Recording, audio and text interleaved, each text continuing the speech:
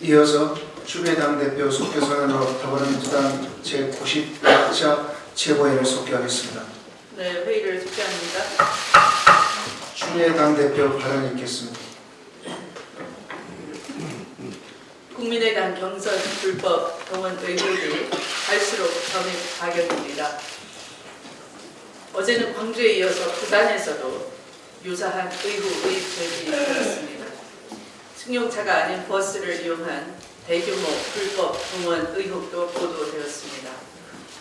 그런데 선관위가 검찰에 고발했음에도 불구하고 검찰의 수사 속도는 이상하리만치 더디게 진행되고 있습니다.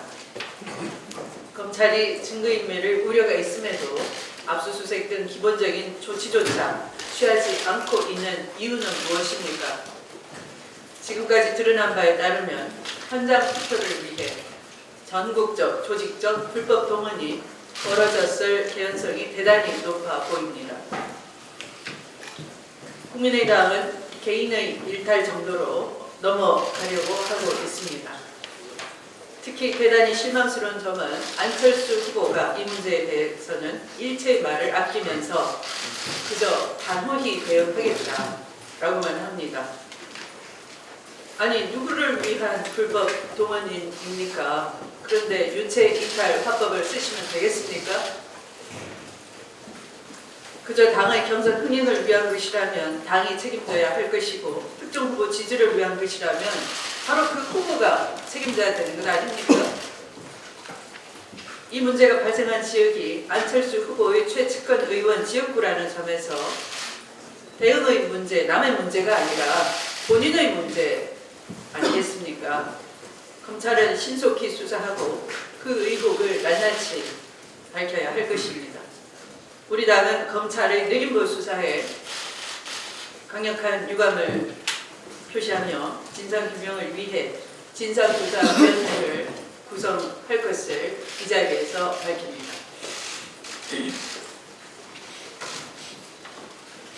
보수만 남은 자칭 보수 후보를 보며 과연 대한민국의 보수는 어디에서 희망을 찾아야 하는가 묻고 싶습니다. 명색이 집권 세력이었던 정당의 후보가 정말 이래도 되는 건지 국민과 경남 도민의 분노가 높아지고 있습니다. 선관위 역시 보궐선거를 하라는 것이 공직선거법의 정신이라고 밝힌 상태에서 끝까지 버티는 것은 자유당 보수의 수준을 보여주는 것입니다. 우리 당은 경남도지사 재보궐선거 공모 결과 지금까지 4명이 참여했습니다. 350만 경남도민은 물론 다른 정당의 참정권과 선택권, 자치권을 훼손하는 홍준표 지사의 몰상식한 꼼수는 즉각 중단되어야 할 것입니다. 이를 방치하고 있는 자유당 역시 그 책임을 면할 수 없다는 점을 분명히 밝힙니다. 오늘 새로운 대한민국을 향한 더불어민주당의 중앙선대위가 선대위 구성이 시작될 것입니다. 중앙선대위 구성의 3원칙은 국민통합, 당중심, 가치조합 이 3가지입니다. 첫째, 국민통합의 원칙에 대해서는 저는 당을 대표해서 상임선대위원장을 맡고 저와 함께 선거를 이끌어갈 우리 사회의 통합을 상징하는 경망 있는 분들을 모셔오도록 할 것입니다. 둘째, 당중심 원칙입니다. 당의 공조직 질서를 골간으로 거당적으로 참여할 수 있도록 하겠습니다. 당 중심의 선대위로 정당 책임 정치의 새로운 전범을 보여드릴 것입니다. 셋째, 가치 조화의 원칙입니다. 국민이 선택해 주신 안정적 개혁 노선을 바탕으로 해서 통합과 협치, 진보와 개혁의 가치를 조화롭게 추구할 것입니다. 조속한 선대위 구성으로 준비된 수권정당, 유능한 민생정당, 미래지향적 국민정당으로서의 면모를 갖춰나갈 것입니다. 고맙습니다. 예, 수고하셨습니다. 이어서 김영조 최고위원의 발언 읽겠습니다.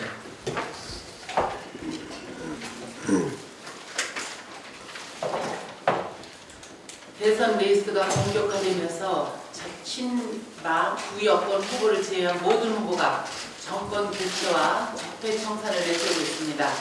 국회의 탄핵안 가결과 국정농단 세력 단죄 그리고 헌재 박근혜 전 대통령 탄핵과 이번 대선은 정치인들이 아니라 오로지 반년 가까이 촛불을 들고 광장에 나와주신 국민 여러분이 가능하게 해주셨습니다. 위대한 국민 여러분께서는 촛불과 일관되게 함께해왔고 촛불의 명령을 완수할 적임자를 선택해 주실 것으로 믿습니다. 문재인 후보와 민주당은 정치적 유불리를 따지지 않고 촛불을 든 광장의 시민들과 함께 해왔습니다. 야권의 한 축인 국민의당 역시 촛불 시민과 함께 하려고 노력했던 것 같습니다.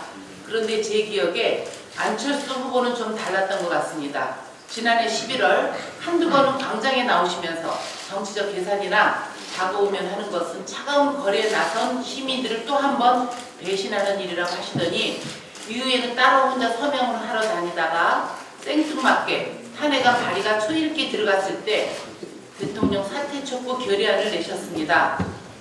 탄핵이 가결된 뒤에는 정치인은 제도권 내에서 문제를 풀어야 한다. 정치권이 헌재를 압박해서는 안 된다며 아예 광장에 나오지 않겠다고 선언하셨습니다. 안 후보께서 소신을 지키신 덕분에 촛불과 이른바 태극기로 양분됐다는 프레임으로 왜곡하던 세력으로부터 촛불 들기를 멈춘 소신 있는 정치인 안철수라는 평가까지 받고 일간지 사설의 제목으로도 나왔습니다. 헌재에서 탄핵이 기각될까 걱정돼 촛불을 든 시민들은 광장에서 헌재의 조기 탄핵을 외치고 있었는데 정치적 계산, 자고 오면 하는 것은 시민을 배신하는 것이라고 하신 분이 갑자기 촛불을 끄신 소신을 국민들이 어떻게 판단하실지 모르겠습니다.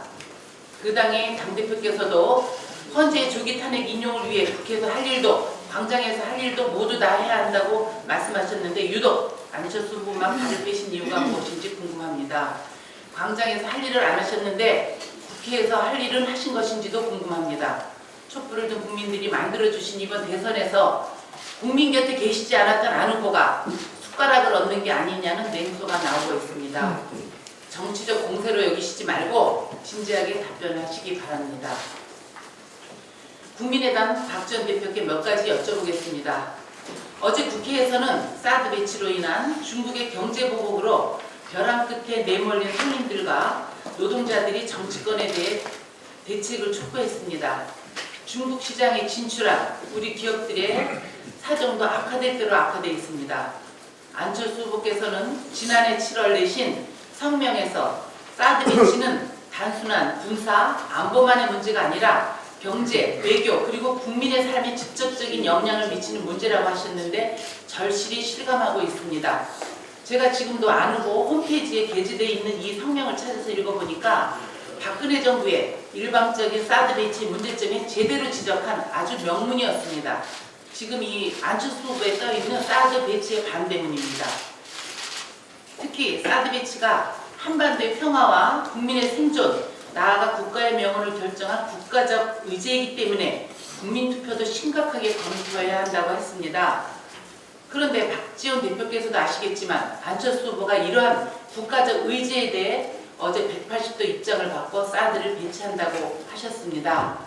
안 후보께서 집권하시면 사드 배치를 제대로 했던 김관진 안보실장과 한민국 국방장관은 위임하셔야 될 것 같습니다. 안철수 후보가 대선에서 보수층에게 표를 얻기 위해 입장을 바꾸신 것 같은데 혹시 국민의당 박지원 대표께서는 그것 말고 다른 이유가 있는지 알고 계시면 알려주시기 바랍니다. 그리고 사드 배치를 반대하는 국민의당 당론가 배치되는데 안철수 후보는 당을 설득하겠다고 합니다. 박지원 대표께서는 당론을 바꾸실 것인지 말씀해 주시기 바랍니다. 그리고 안철수 후보는 개성공단 재가동과 금강산 관광 재개에도 찬성했다가 입장을 바꾸셨더니 이제 사드, 개성공단, 금강산 관광과 관련해 안 후보는 자유한국당 당론과 100% 일치하고 있습니다. 이러다가 핵무장도 찬성하지 않을까 걱정됩니다. 최근 자유한국당 홍준표 후보도 얘기한 바 있지만 요즘 정치권에서는 안철수 찍으면 박지원 대표께서 상황이 된다. 안철수는 박지원 갖고는 춤추는 인형에 불과하다는 말이 들리던데 박지원 대표께서 안철수 후보를 좀 말리셔야 될 것 같습니다.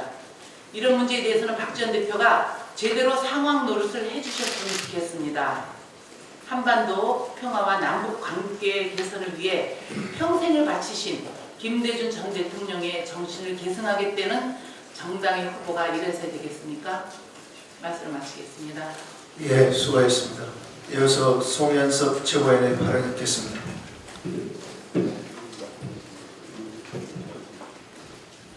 이거 쓰십시오.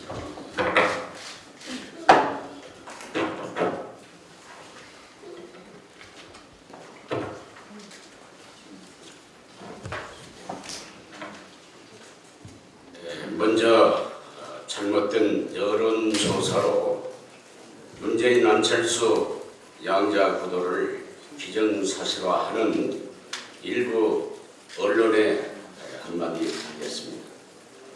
양자 대결은 한마디로 거짓입니다. 거짓을 알리는 게 언론의 역할이라고 생각하지는 않습니다.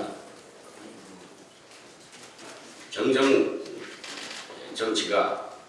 정치가 아무리 망가졌다고 하지만은 정당이 당원과 국민들이 참여해서 선출한 후보를 내팽개치는 일은 있을 수 없습니다. 그것은 정당의 길을 포기한 것이기 때문입니다. 여론조사 자체의 문제도 있습니다. 최근 발표되는 문재인 후보와 안철수 후보 간의 결과가 조사 기관마다 다른 이유가 있습니다. 단순하게 두 사람 이름만 호명해서 조사하는 경우가 있고, 자유한국당과 국민의당이 합쳐서 후보 단일화한 경우를 설명해서 조사하는 경우가 있기 때문입니다.